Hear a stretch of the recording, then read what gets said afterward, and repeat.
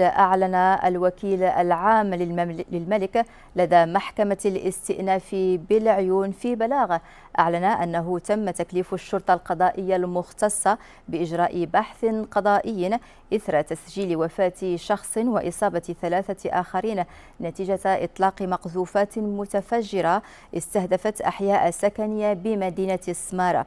وأضاف البلاغ أن الوكيل العام لدى محكمة الاستئناف بالعيون قد عهد لفريق البحث القيام بالخبرات التقنية والباليستية الضرورية للكشف عن مصدر وطبيعة المقذوفات المتفجرة. وخلص البلاغ إلى التأكيد على أن الوكيل العام للملك لدى محكمة الاستئناف بالعيون سيحرص على ترتيب الآثار القانونية اللازمة على ضوء نتائج البحث. وكان قد علم لدى سلطات مدينة العيون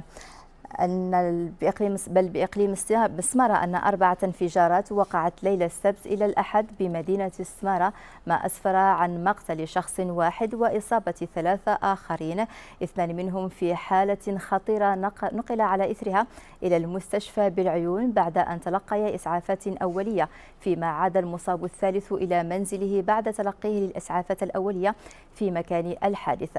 المصدر أوضح أن الانفجارات طالت حي لازاب وحي السلام والحي الصناعي، مع تسجيل أضرار مادية على مستوى منزلين. رحم الله الفقيد وبالشفاء للمصابين.